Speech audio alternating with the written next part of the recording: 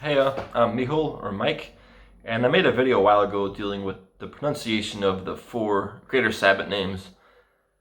And I didn't know if I was going to make any more videos, but that one gained a little bit of traction, which was cool because I don't really advertise these things. So I thought it's about time for another one.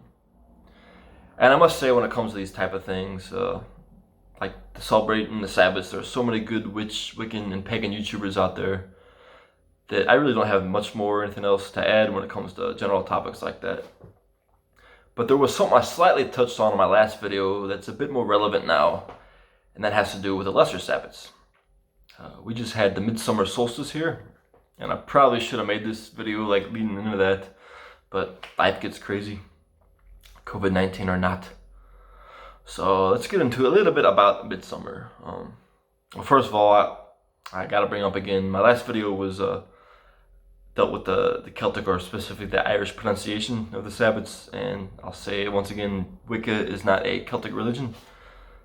In fact, if you bring up those words like Wicca or the Wheel of the Year in those circles, it's almost like having a target on your back. You're not always going to be the coolest kid at that party, which is understandably so. I mean, if you look at it from the perspective of those methodologies, it starts veering into things like cultural appropriation and whatnot, which I won't get into here. You could probably fill a whole new video with stuff like that. But if you try to understand where some of that misinformation comes from, it probably has something to do with the fact when Gardner published Witchcraft Today, it wasn't even a decade after the war. So for someone that allegedly used magic to fight the Nazis, picking a Germanic, Anglo-Saxon, pagan face for your British witch cult probably wasn't the most fashionable thing to do. Even though that's kind of what it is.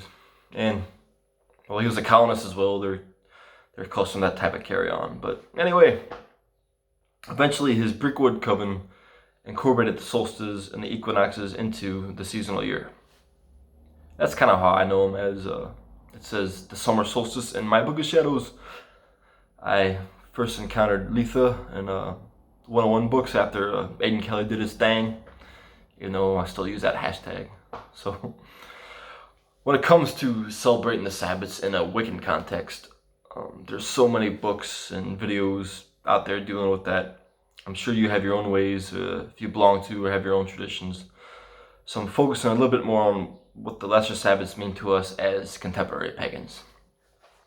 So if you think of the summer solstice, you should think about druids standing around Stonehenge in their bed sheets. And well, that was actually live streamed last weekend, you know, the sun and all. But even though some of those older druid orders come from places of the occult and Celtic revival, dealing with romanticism more so than actual historic practices, there's still a lot of folklore around those sites. And for example, coming from myself as a pagan in Ireland, I said in my last video, we have monuments here that correspond with the solstice and equinoxes. Places like Newgrange and Brú are actually older than Stonehenge and the pyramids, for that fact. And that was actually in the headlines as well before the solstice. There were DNA studies carried out for the Neolithic inhabitants that were buried there. So it is a branch of the tree if you do venerate the land and the ancestors. And I even said in my last video, you know, the symbol that's illuminated at Newgrange by the sun on the winter solstice, the Triskelion, is actually a symbol that a lot of Celtic pagan polytheists and witches identify with. So it does have its place, and the summer solstice has its place as well. Just down the road from here is our local dolmen, the Laganani dolmen, which is anglicized for Liganania, Anya's standing stone. Anya's a goddess associated with summer and the sun, which that's kind of unique to the Irish Gaelic perspective. The word for sun, Grian, is a feminine noun, and you have goddesses associated with the sun, and more like in folklore, you get the man in the moon, which is kind of different from the traditional Celtic perspective of the Lady of the Moon and Lord of Death and Resurrection associated with the sun. And you know, you have Victorian folklore like the Oak and the Holly King, which was actually a creation of my upline. That was me last weekend. getting my ass kicked from a safe social distance being the oak ruler, because we're more inclusive nowadays to limit ourselves to gender identities. But anyway, that could probably fill a whole other video. But it's still worth mentioning because that's also a bit of misinformation that like we all don't subscribe to a Victorian folklore and things like the triple goddess and the maiden mother and croom is definitely not orthodox. But getting into more, the sun and the land, that could have been the perspective in the Neolithic era. I mean, if you've ever been to and walked around some of these monuments, there's a lot of like, in the megalithic artwork, it gives off a lot of solar and phallic impressions, or at least that's my opinion. We'll never actually know.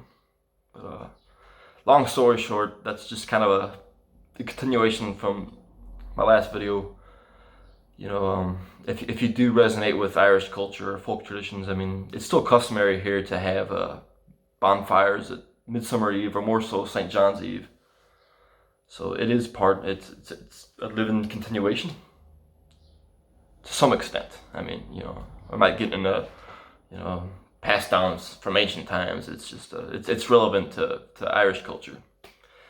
And apologies, like if this is like limited to too much Irish stuff. That's just the Celtic worldview that I'm familiar with when I see these discussions. So if you guys have something else in another culture, I'd like to hear it. And so that's pretty much it, short and sweet. More useless info and not as much pronunciation. Except I can still do that.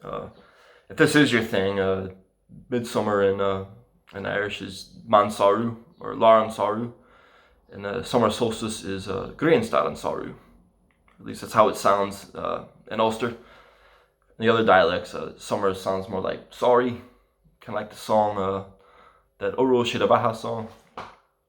And I've never actually heard Litha pronounced, like I've only seen it written, so if I'm saying that wrong, maybe you can let me know. So that's pretty much it. Cheers for the time again. I hope you all are keeping alright in this pandemic. Another thing that's kind of funny, we have like bog bodies that were discovered here dating back to like the late Bronze, or early Iron Age, that we can deduce these are people either royalty or of some importance that during times of pandemic, famine, war, or even climate change, they were murdered or sacrificed because they weren't doing their jobs right. So wouldn't it be kind of funny if our modern politicians felt that same pressure? Just saying. So that's it. Slán Spanacht. Out.